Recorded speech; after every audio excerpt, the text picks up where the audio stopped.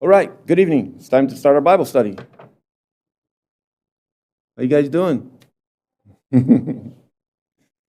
So tonight we have at least some microphones that are working better than we did a couple of weeks ago. They should be great when we get into the discussion. So if you're interacting with us through live stream, we can now be able to hear everybody's and not you just look at me while I'm talking and looking at somebody in the audience here that's interacting. So we're going to continue tonight looking at Bible passages, the Bible lands, and then linking in some of the lessons here. This is an amazing one. This one here tonight is really wonderful. Masada is a geographical area that's just phenomenal to me when we look at it. It's about 30 minutes, so we're just going to start watching it, and then afterwards I've got some good discussion that we'll bring and wrap it up. So let's go ahead and watch the video. This is Masada, an amazingly luxurious palace and an almost impregnable mountain fortress. Built by Herod the Great as a winter getaway, it was built with Roman power and ingenuity, but later it became the last weapon used by the Jews to resist Roman domination after the destruction of the temple in AD 70. This engineering marvel is amazing both in its construction and destruction. Today, it stands as one of the most powerful symbols of Jewish pride and nationalism. Let's examine the violent collision between Roman military might and Jewish conviction. But as we do, let's look for lessons that will help us in our own battle against the forces of darkness.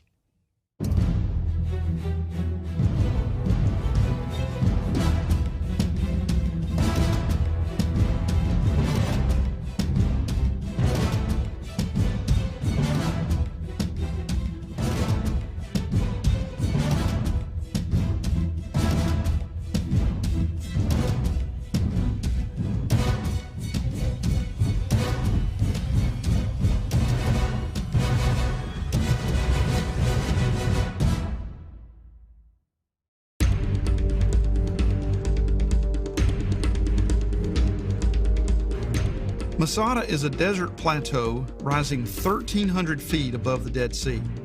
Shaped like a diamond, the plateau is about 1,800 feet long from north to south and about 890 feet from east to west. From about 37 to 31 BC, Herod the Great carried out one of his greatest building projects here. The fortress served as both a winter retreat and a safe haven from enemies during political turbulence. The fortress included two huge palaces with a multitude of storerooms, baths, and other buildings necessary to carry on life on a desert mountain. One palace was built on the northern end of the plateau with three magnificent levels terraced into the narrow end of the mountain. The verandas offered sweeping views of the Dead Sea and the surrounding desert. More importantly, anyone approaching the mountain would be visible for miles before even reaching the foot of the mountain. Well, when the Romans annexed Palestine in 63 BC, they eventually appointed an Idumean governor named Herod to be the king over what was this very tumultuous territory. Now, Herod was one of Rome's most loyal client kings, and so he wasn't really all that well liked by many of the Jews. In fact, to try to endear himself to this very tumultuous place that Rome controlled, Herod engaged in a massive building program for the whole country, which included things like an artificial harbor at Caesarea. It included the building of Roman aqueducts, the expansion of the temple complex, and of course, the building of this beautiful and this ornate fortress palace at Masada. Visitors today marvel at the amazing craftsmanship and artistry of the buildings so far from civilization. Beautiful tile mosaics are still in place from more than 2,000 years ago. Most of the walls were covered with plaster. Many of the rooms also boasted frescoes in a modern Roman style. Roman culture and influence at the time that Herod lived was enormous. Masada was actually constructed at a time when Roman architecture and engineering were at their peak. The massive and decadent building projects of the Greco-Roman world had made their way to Palestine, and Masada, in many ways, represented all of the luxuries of a grand Roman hotel, but in the middle of a desert, situated uniquely atop this seemingly impregnable fortress. With the luxuries provided at such an unreachable place, the greatest engineering feat of Masada was its water containment system. On the banks of the Dead Sea, Masada sees less than 3 inches of rain in an entire year. During the summer, daytime temperatures average in the triple digits Fahrenheit. The peaks of the Jewish mountains to the west see much more rainfall than Masada. Part of this rain drains toward Masada and the Dead Sea. The chalky ground refuses to absorb much of the water, causing flash flooding near the Dead Sea, sending huge amounts of water to Masada and the Dead Sea every year. Herod's engineers built 2 dams and gorges near the western side of Masada. They built 2 aqueducts to carry the water from the dams into cisterns carved into the side of Masada directly into the rock. The aqueducts and cisterns were positioned over precipices that were unapproachable from the ground below. The underground cisterns had a system of 12 different tanks that could hold up to 1 million gallons of water, enough for 1,000 people to hold out for 10 years. Here are 2 of the water cisterns carved into the rock inside the mountain of Masada. These steps descend inside the rock, also carved out of the rock, so they can't be seen by spies or invading armies below. The water was carried from the lower cisterns to the upper cisterns and ultimately to the top of the mountain for people, but also for swimming pools and baths. They were carried by pack animals, but mostly slaves. The number of slaves required to maintain life on this desert mountain boggles the mind. Much of Masada's construction was designed for military defense. The entire plateau of Masada was ringed by a double casemate wall. The wall consisted of an outer wall with an inner wall. Perpendicular walls ran between the 2 walls, creating casemates or inner rooms. The outer wall was more than 5 feet thick and over 20 feet high, in addition to being built on top of a 300-foot cliff. The name Masada comes from a word meaning mountain stronghold or fortress, and Herod's palace certainly fits this description. It was incredibly secure, and the only means of reaching the fortress was by a steep, narrow trail called the Snake Path. A small garrison of men could defend it against a much larger force, and we see this during the siege of Masada by the Roman 10th Legion. Now, Herod was utterly paranoid about defending himself against his enemies. But the one foe none of us can escape is our own mortality. And in 4 BC, his rule came to an end after a slow and excruciating death caused by kidney disease and gangrene. In fact, it was so agonizing, Josephus records that Herod attempted to commit suicide. After the death of Herod the Great in about 4 BC, Masada became an outpost for the Roman army. In about AD 66, a group of Jewish rebels known as the Zealots took control of the fortress. One of Jesus' 12 apostles was referred to as Simon the Zealot in Luke 6:15 and Acts 1:13. Generally, the term zealot referred to Jews who were willing to use violence to defend their beliefs and homeland. They played a leading role in the Jewish rebellion from AD 66 to 73. After the fall of Jerusalem in AD 70, Masada became the last Jewish stronghold in the country and the final flashpoint for the Jewish rebellion. In about AD 72, the Romans sent the governor of Judea, Flavius Silva, along with the 10th Legion, to reclaim Masada from the Zealots. This included about 8,000 soldiers plus slaves, most of whom were Jews. Silva built a 2.5-mile wall around the entire plateau to impede escape and resupply of the Jews. He divided his army into 8 camps. The remains of their fortifications can still be seen today from the top of the mountain.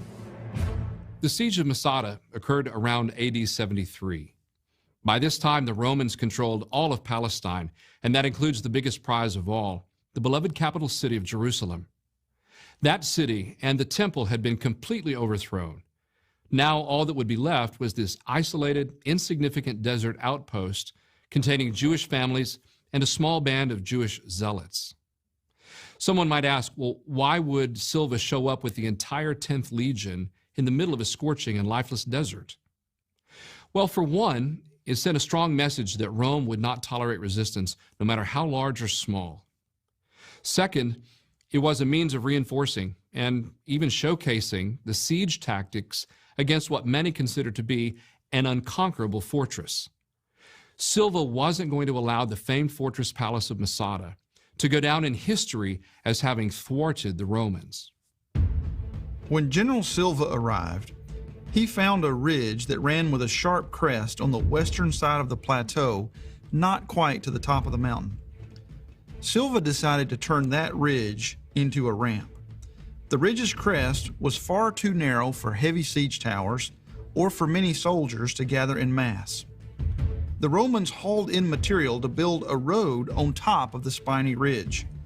The road raised the ridge more than 16 feet in the middle and even more at the edges. Investigators estimate the finished road was about 50 feet wide.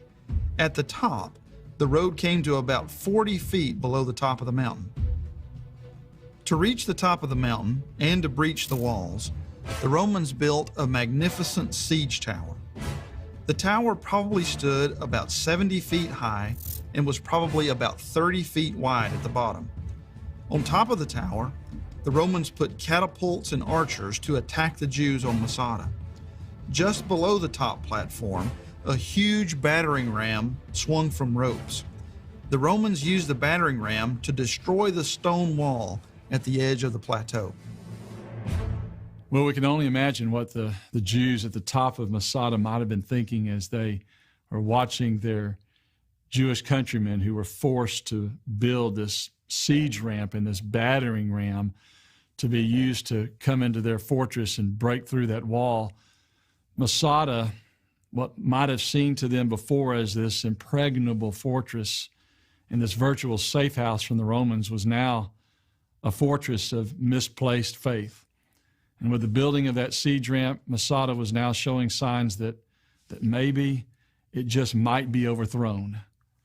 From this vantage point, the Jews watch as the Romans take a spiny ridge and turn it into a highway. They watch the Romans as they assemble a mighty siege tower at the bottom of the hill, with a monstrous battering ram hanging from the top of the tower. Understanding what is about to happen, the Jews devise an ingenious strategy to counteract the Roman attack.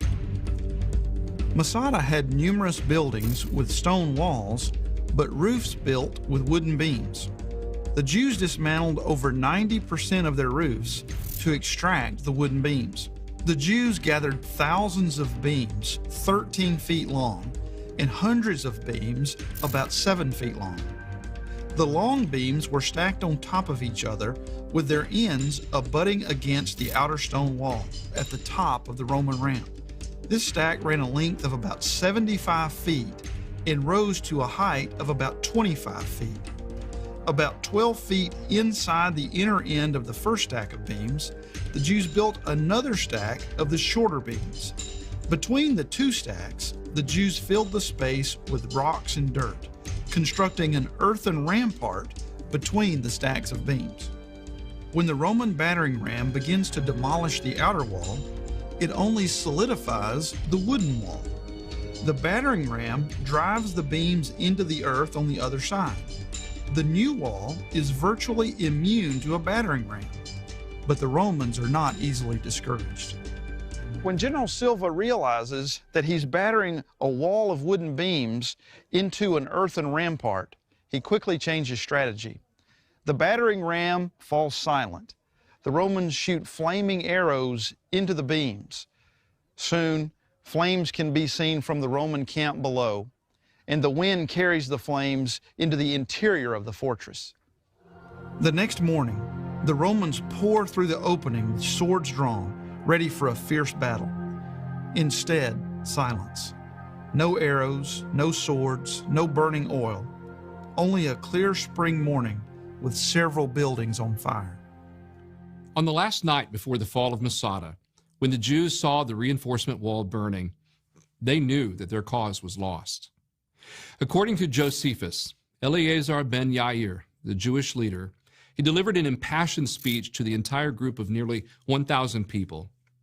In his Jewish wars, Josephus records what he says was part of Yair's speech.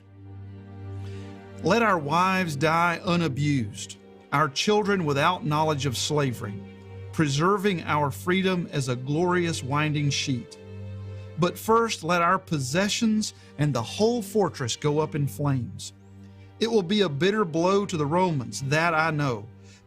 One thing let us spare, our food. It will bear witness when we are dead to the fact that we perished, not through want, but because we chose death rather than slavery. As the Roman soldiers fled the mountaintop, they find only dead bodies. In one of the water cisterns, they finally find 2 women and 3 small children who are alive.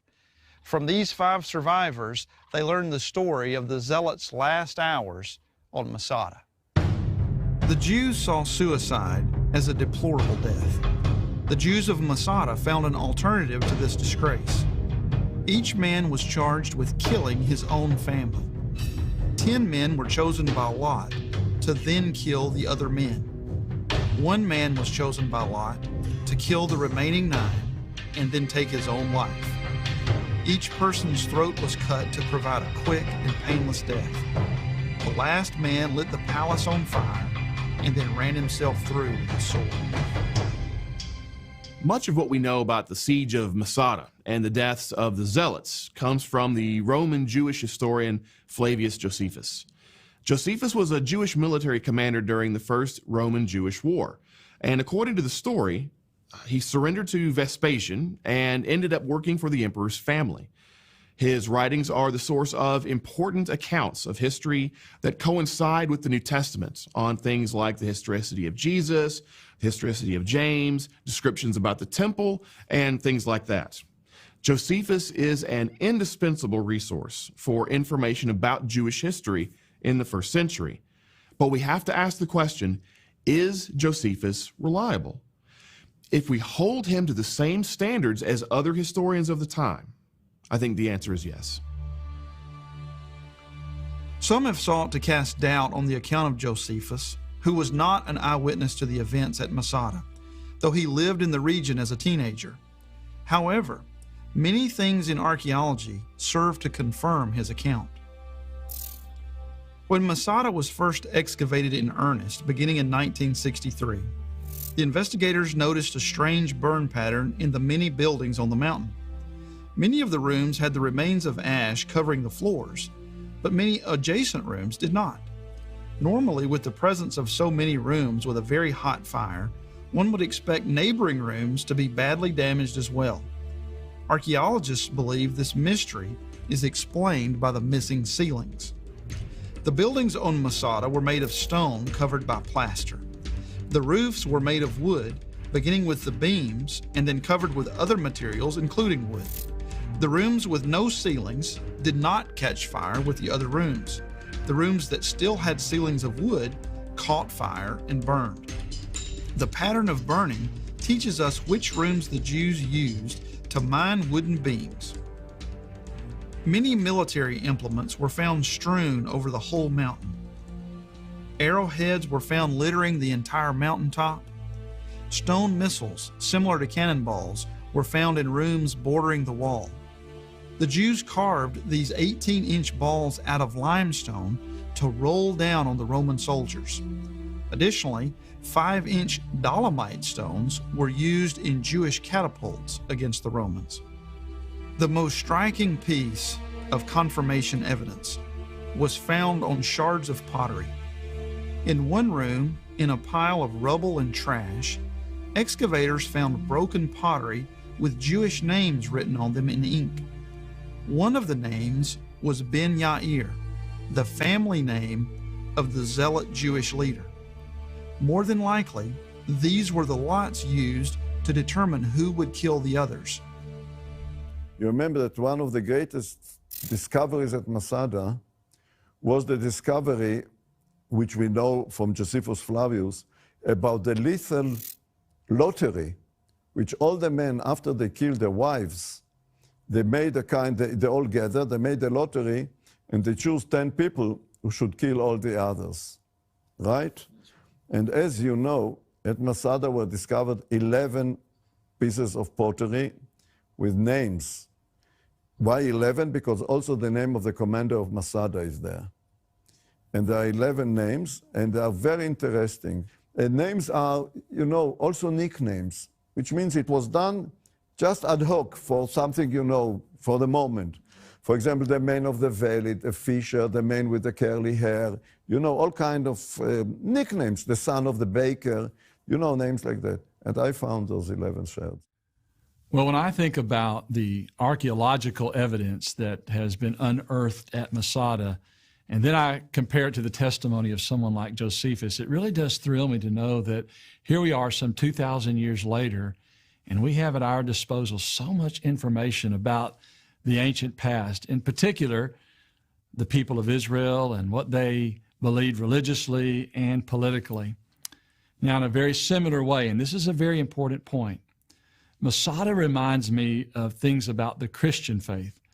One of those things being that we likewise, through the historians of the New Testament, historians like Matthew, Mark, Luke, and John, and Paul, and others, have confirmation then of events and the people of Christianity. Masada is a testimony to the human spirit. The Zealots believed they would overthrow Rome and that God would give them victory. In the end, they faced the realization that the Romans brought the condemnation of God on people who refused to respond to His call. Many times, people confuse what they want with what God wants for them. The Zealots of Masada showed incredible faith in the face of terrible odds. In spite of their faith, they expected redemption and salvation really on their own terms. In a sense, they tried to impose their beliefs on God rather than searching God's word to form their beliefs. Unfortunately, the results were catastrophic.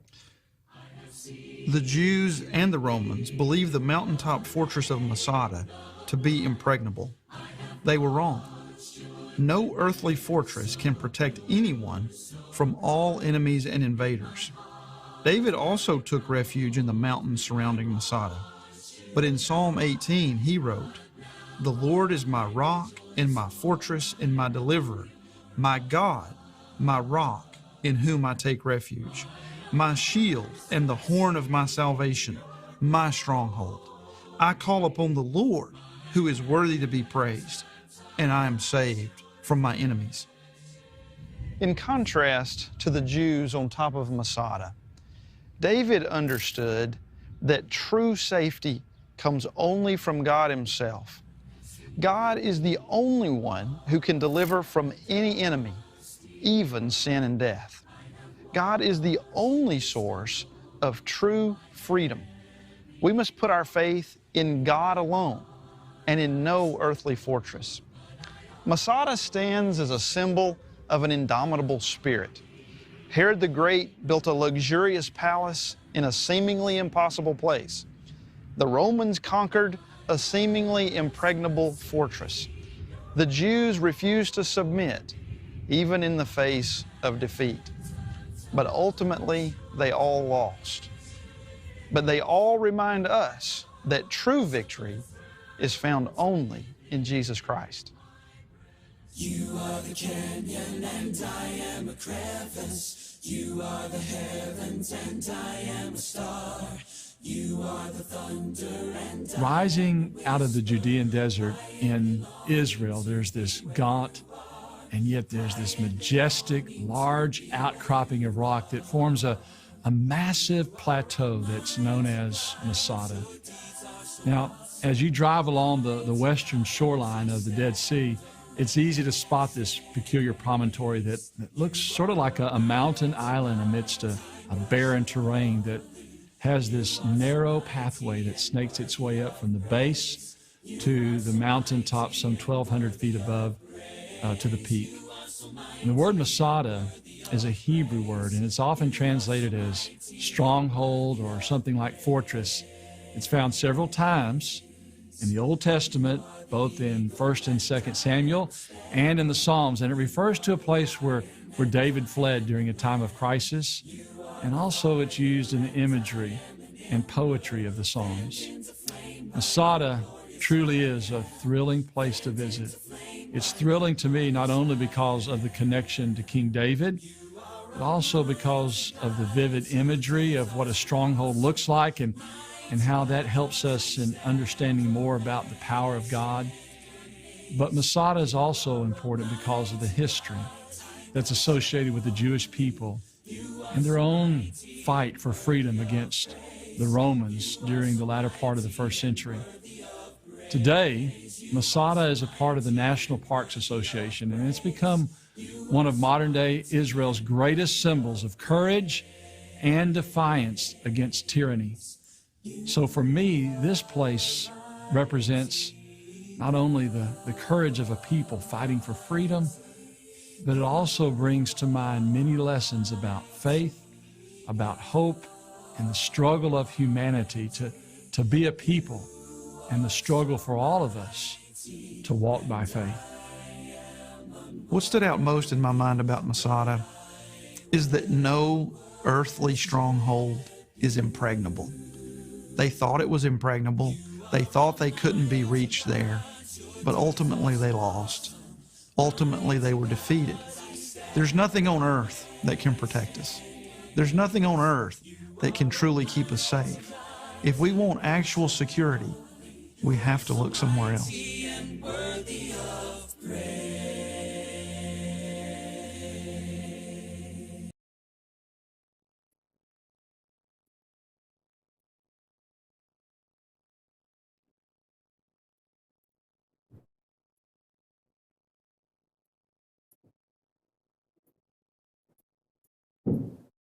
So, yeah, you can turn it on. So that was there's a place out here it's northwest of the Cordelitas Ranch, going out towards Deming. You turn past the airport and you go north. And there's a place out there called Blue Mesa, and there was an observatory there for years. Now it's an FAA tower or radar or something. You can't get on top. But we used to drive out there, and it's almost the same. It's not quite as big, but it's flat, and it rises up. It's about 300 feet from as you approach it.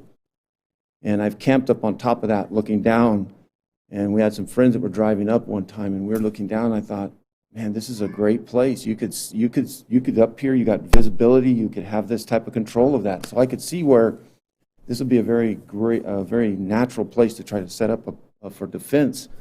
I think that's what's interesting is how geologically we're seeing the evidence of how that we believe that we can use our technology and somehow be able to evade God, and that somehow that we're able to do this. The Masada Zealots thought that they could go up there and sit there, and there's no way that the Romans could take them. And there was a couple of reasons. There were two reasons really about that. One was they didn't believe that physically they could take the mesa there and go up on top. The other one was they believed they were right with God. Two things that I think are very similar to our lives is that we look at our modern technology. A lot of times we think that's what's going to save us. We look at places between medicine, we look at science, we look at our investments, security of our nation, federal programs that are going to be there that we think are just going to always be around and we're going to be taken care of. And we put so much reliance on all these things and not realize that they can disappear, they can go away, and they have.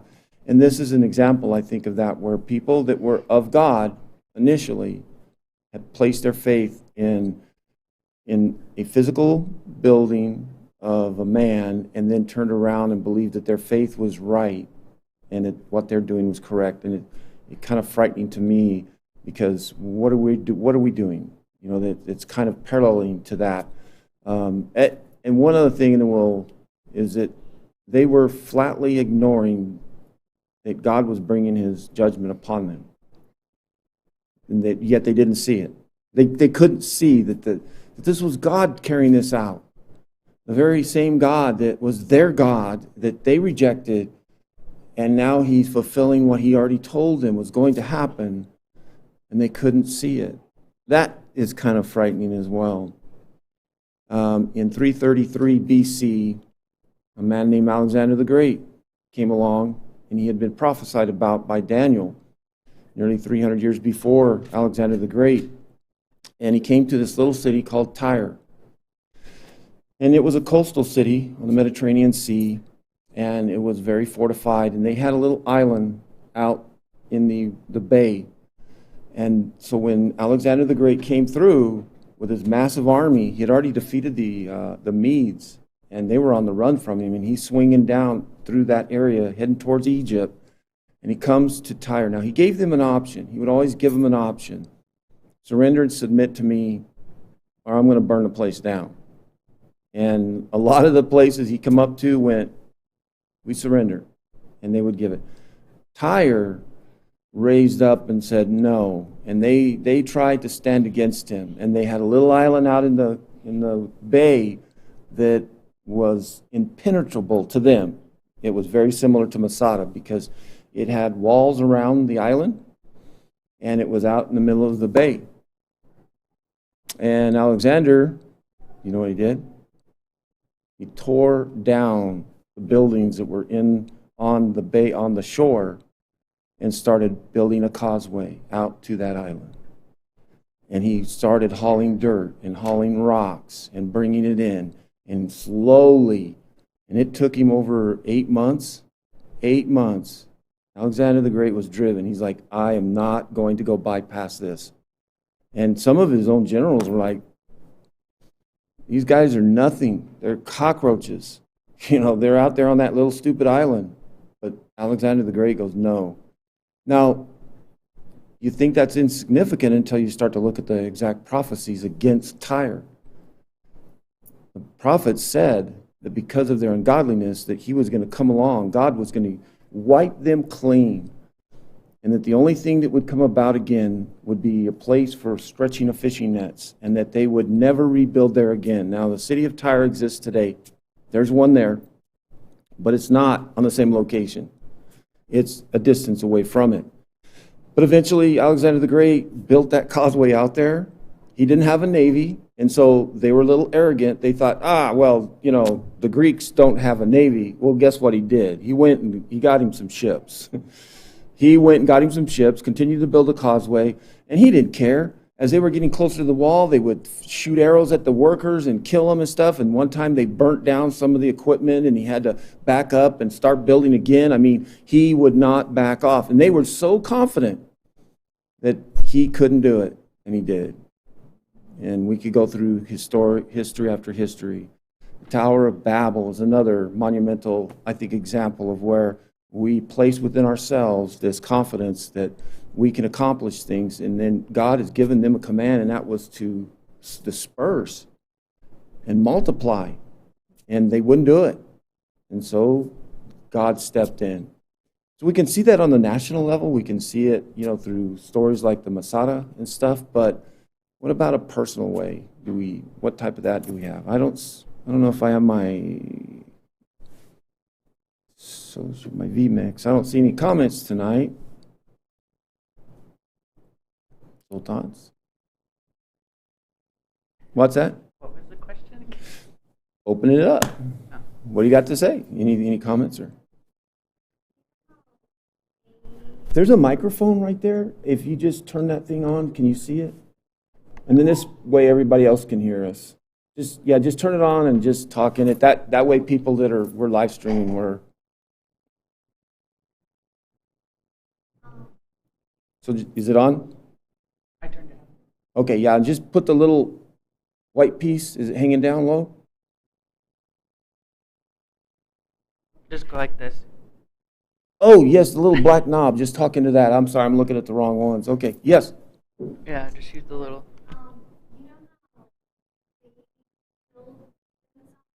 Mm-hmm.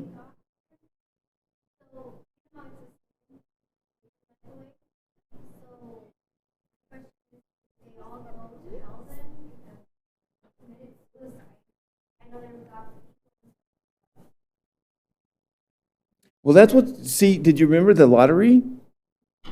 So what they did is they set up a scheme, and they also did this in, it's where they captured Josephus. Oh, I'll think of the place. Oh, because you're right. To the Jew, suicide was an unpardonable sin as well. They thought you cannot murder yourself and get forgiveness. And so what they did was they set up a lottery to where they had 10 men. And that's what Josephus was documenting, the history of it. And so each of those 10 men then went and they killed their families. And then they killed, there's only one. Because what happened was once all the men killed their families, then there were men assigned to kill them.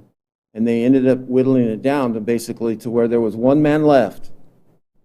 And he killed himself. So there's only one man. He's the one that they showed driving it into himself. So it's a schematic game, isn't it? It's like, well, what about murder? You know,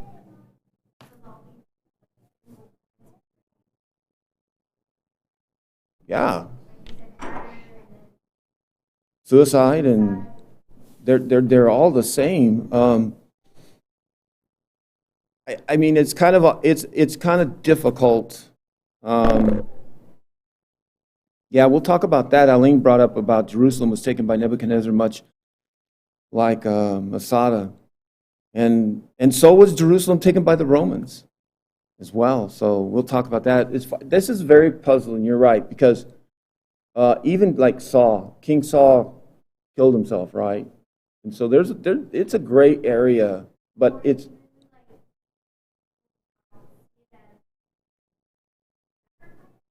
No. I don't think he would see it as a sacrifice, because they should have, if they were trying to be right with God, they should have submitted. And the way they would have submitted was surrender. And I'm drawing a conclusion based on Jeremiah when Nebuchadnezzar surrounded Jerusalem. And when he surrounded Jerusalem, they came to Jeremiah and said, oh, inquire of God and see what God says, and we'll do it. And so he did, and he came back and he said, God said, open the gates and surrender, and it will go well. Now, you're still going to lose the battle, and the city's going to be punished, but it'll go well for you if you just surrender and go out. So I don't think killing themselves was something God wanted them to do. They were out of arrogance, saying, we're not going to surrender. It's out of pride that they did not want their wives to go into slavery. They didn't want to go in and submit to the Romans. They were arrogant about it. And it fits their profile of being zealots. And being a zealot, they're that way. Cannot remember that place, because I find it ironic that Josephus is documenting this. Josephus Fabulous. He was a Jewish zealot himself. Gene, do you remember where it was at? Where Josephus, it was another strong fortress in a remote area. Eileen, maybe you'll remember.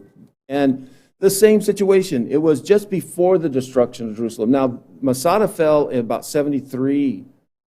Jerusalem fell in 70. This other location was before they came in. And Josephus was one of these zealots. And they were doing the same thing.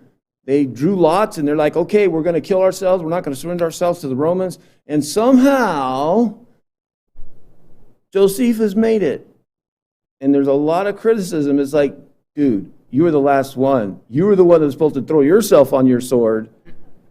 And he didn't. And he ended up, so I like what he was talking about in the video about, is he credible? That's a very good question, because there's a lot of people who say Josephus is not credible. He was owned by the Romans. He submitted and he surrendered, and so the Jews kind of looked at him. What's that? He actually obtained a higher status. And what's interesting was Vespasian was the initial general in charge of going in and putting down the rebellion in 69 AD. Nero dies, killed himself. And in the middle of that, and this is where Luke comes in, where Jesus said that when you see the army of abominations surrounding the city and then back off, he said, run. Don't go get a coat, don't get anything, get out of the city. Well, that's what they were. They were right on the verge of when the army was surrounding. Nero killed himself, and they call it the year of 3 emperors. And in rapid succession, there were this turmoil back in Rome. So Vespasian pulled back, and he went back to Egypt. He left his son Titus sitting there in Judea, and he put the legions in camp and waited. And the Jews thought, oh, see, they're not going to come. They're not going to come to Jerusalem. And so, anyway, Vespasian becomes the emperor. He's that last emperor, and he didn't have phones, so I'm going to be silly. Gets on the phone and says, son, go. And so Titus surrounded, but before he captured Josephus, and Josephus and Titus becomes buddies. Somehow he starts to respect Josephus, and Titus will end up becoming an emperor after his father dies. And so Josephus becomes elevated, and then he starts writing the books of antiquity. And see, the Romans were very respectful of the Jews because they looked at them as an ancient culture, and they loved that. The Romans loved cultures that were like the Egyptians. They were fascinated by them. They were fascinated by the Greeks because they were so old and historic. And so what happened was Titus wanted Josephus to write the history of the Jews for prosperity. And so this is where all these different accounts he starts pulling together. Some he was eyewitness to. Jerusalem, he was there with Titus when the destruction of Jerusalem, but Masada, he wasn't there. But he has tainted credentials. Some people try to say, that's why in the video, I like the way he stated it. He goes, now if we are to take the same criteria and see, is Josephus credible compared to other historians of that time? And if we use the same criteria, then yes, Josephus is as credible as anybody else. But that's why I thought it was ironic that he himself was one that was besieged and captured, and here he is writing this story about the same type of situation. But going back, I'm sorry, but I don't believe that God wanted them to commit suicide, to murder one another. I think they took advantage of that, and they're making a statement. Remember what they said? Let's don't burn the food. Why? So that they will know, that we, sacrificed ourselves. And to me, so no, I don't believe. But that is a difficult question to look at. But they tried to put a little scheme in place and say, well, everybody will kill their family, and then we'll get these 10 men that will kill those 10 men and those 5 men, and then we'll whittle it down to where only one will commit suicide. And that's just, again. Still breaking the law of thou shalt not kill. Yeah. Even if they're murdering. It's confusing on the suicide part because I always look at Samson, was it? The one who basically... Tap on it, see if it's working. It's not on. Oh, there it is. So a little closer maybe. Oh. Can you hear me? Yeah. What was I saying? Oh, they're still breaking the law. Like, thou shalt not kill, but they do it anyways. And then the suicide part is confusing to me sometimes too because Samson, he's the one that brought down the towers with the long hair, right? So he suicided himself and murdered a bunch of people at the same time, even though that's Old Testament. But I always thought it was... Yeah, I think it's like a... You can leave it on. Yeah, just... To me, it's like the condition of their heart. Is it on? Push the button on top and it should go... Hold it and then let go. Oh. Yeah. Okay, now it's on. There you go. I can hear you now. Now talk. Like, to me, it was like the condition of the heart. It really depended on, like, he seemed to have repented But it was weird because he committed suicide also while killing all those people in the temple. Like, because I don't know. It's just hard for me to believe that someone so brokenhearted could just go straight to the pit. And then I always, in my head, it's like the condition of the heart. Because then what was Samson's? Samson is one, yeah. Yeah, what's his condition? And he loved God, so why would God just let him perish, kind of thing? See, and like growing up, I remember in class, Mr. Gary would tell us that, Samson was redeeming himself, and that that's why God gave him the strength to do His will and to kill everybody that was in that building that had, hurt him, and kind of, I guess, get revenge. But Mr. Gary had taught us like that he was asking God for forgiveness and just for that one last strength to kill his enemies. That's Which what I was was his taught. will, yeah. I mean, of course, today that's not acceptable. Well, that's what I mean. I mean, I don't think we can just black and white say, I mean, even like, because I remember growing up thinking the same thing and going, now, wait a minute, he still killed himself. And there's others, like Saw, and there's other places where we find people that end up dying or killing themselves. I just know that murder, regardless, is wrong. I don't know all that was said between God and Samson, but I do know that God gave him that ability. God knew what he was going to do. And so I think it was something between him. God was right. So could it be more of a thing between like the individual and God? Say it again? Could it be then more of a situation where it was one-on-one agreement, I guess you could say, between God and like the individual at the time in the Bible? Yeah, and I It's very can't, personal. I wouldn't encourage anybody to set something up in motion like that and say, well, I'm going to go and ask God so I can kill myself in order to do something righteous. I think that's not right, but I think it was a very peculiar settings, for that situation. I just think, coming back to Masada, their arrogance. They just even the lottery. And that's what they proved when they found those shards, with the names written on it. And I think that Jerusalem is another one by like Nebuchadnezzar, where she talked about, where Aline brought that up. They really thought they could not take Jerusalem. They had water. Hezekiah, his tunnel that he had. And when God told them to surrender and open the doors, and they wouldn't do it. They would not do it. And so that's what I want to try to pull the lesson about, is how does this apply to us? What's going on in our lives? What can we end up doing possibly that's the same Masada? We have a strong fortress that we look at in our lives that we feel safe and secure about that is false. It may not be. I think it's basically everything that we're being told to need in life.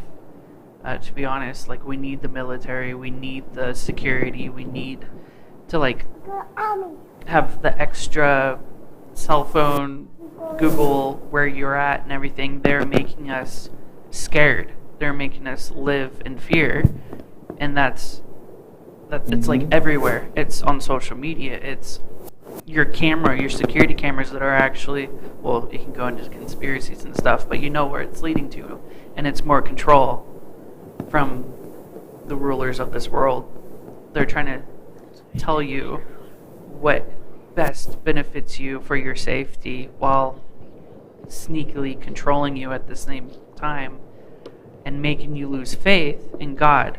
Like, we didn't need, just the 70s or whatever. Like, the difference between today's safety and safety then, it was so different. Like, kids go and eat or don't come home till the street lights come on. Like, you had faith in life, and you also had more talk about God and everything. And the more it comes out, the more we're like, everybody's got to stay home. Like, don't go outside, don't play in the front yard. Like, the neighbors will call on you saying you're not being watched. And it kind of reminds me of, I was reading Matthew. I forget which chapter. I can't really think with the kids.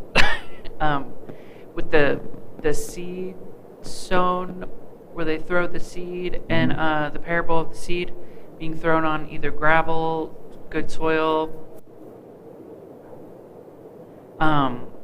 And one of them was the ones where the roots can't sink to the ground because the world was making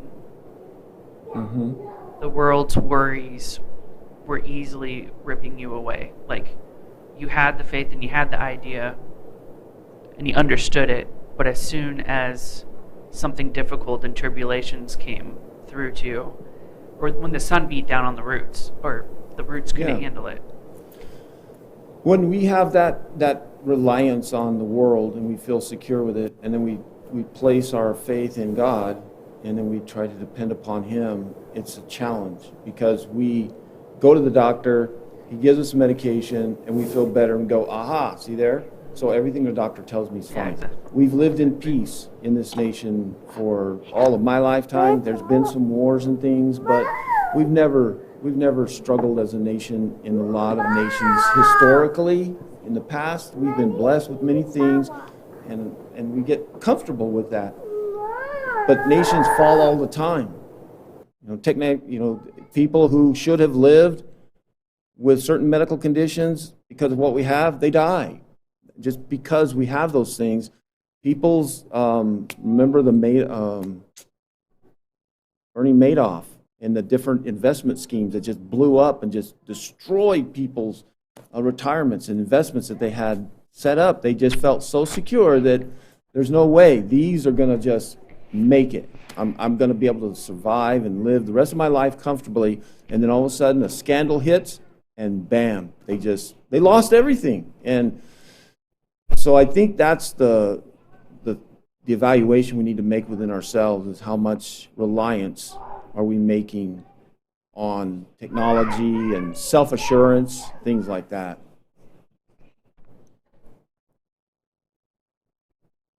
Well, during the whole 2020, when everything just went chaotic, like, I think I've already told you how I was like, the sky is falling. And then Paul, would try to calm me down with scripture and stuff, and to the point where I just had to read every day, and if I don't, I feel like I'm walking blind. And it's not like it says, Chelsea, just go sit down and be quiet. Like, when I'm reading it, it's not like it's telling me how to do every single thing. It's just like, calm down. Just calm down and realize this is what it's supposed to be like, because we're trying to get to the goal point. And it's like how I say God's a good boss. Like, He didn't leave us in the dark. He prepared us for this by prophesizing and the Revelations. Like, people are scared of reading Revelations when it's literally to reveal, which is to not leave us in the dark, like a good boss does for his people on the ground. Be prepared. Just settle down, obey authority. That was the hardest part too, is obeying authority, because you're going to make your life harder, and I'm not trying to do that for you. Just obey, get it over with. And if in that Philippians 1:21, to live is to be in Christ, and to die is gain. If authority went that far, then so be it. Our goal just got cut in half, so we don't have to wait much longer. But that's why I think that we shouldn't worry. I mean, Christians should be in, no matter what's going on in society, no matter how bad, during the coronavirus or whatever may hit us, Christians should be the most at peace people there are, because we don't have a reliance on those. We're submitting, we have something that surpasses this world. We have a greater understanding of it. And so that's what helps people to look at us and go, why are you so at peace and joyful, and when all the stuff that's going on around us? And it's because this is not my home. My heaven's my home. And so, you know what? Now, again, we can go to extremes and don't take care of things that we have to, and work and feed your family. We know that there's extremes of everything. But there's a fine balance. God wants us to love this world, to enjoy it, the world that He created. Not the world in the sense of the moral values, okay? Not that part. but the air, the sky, all the things that he created for us, to enjoy it and live righteous before those around us, because those are the people who are going to look at us, and hopefully they should be able to see the difference. And look at the world, the way they respond when a little bit of technology goes wrong, when things happen in the social structure, and everybody just becomes losing their mind over it. And then there's a group of people that are Christians, they love God, and they're solid with Him. Their confidence is with Him. And that's the way we show it. And it also frees us up. I mean, we shouldn't be that type. We shouldn't allow those things to eat us up and worry to the point where it affects us. I'm rambling now. No, I don't think so. I think it literally feels like God pulls us back into the eye of the storm so we can watch the chaos go around us, but we like start getting sucked out. That's a good analogy. It's like, you know what? We should be the Christians in the middle, of the eye of the storm. And everything around us is raging us, but God keeps us in the middle of that eye. Mm-hmm. And it's only when we get too close to it, right, that all of a sudden it starts getting stormy again, and phew, we get pulled into it. And the storm can either be like our own stuff, like say it was like the fire, and his dad dying, like we're watching all that around, but our calmness got us through that. So at the very least, like, we were able to stand as rocks for the people that are like stuck in that, and pull them back in with us. And if it's not that, then it is the world falling. But like, still being in the eye of the storm is a lot better than getting caught up in riots or politics and stuff. It's just watching it go around you. Yeah, Christ is our eye, isn't it, of the storm? Yeah, that's a good one. Yeah, He's the eye of our storm. Our life is a storm all around us, the world and all the values and things that we're having to deal with. But being with Him really does provide us that. And He's that quiet voice in the middle. Yeah, that helps us. Well, we're coming up on 8 o'clock. I don't see anybody else. Eileen, good to have you with us, and everybody that's with us tonight. Is it working, or did it get? I can't tell if it's working or not. Yeah, it is. Okay.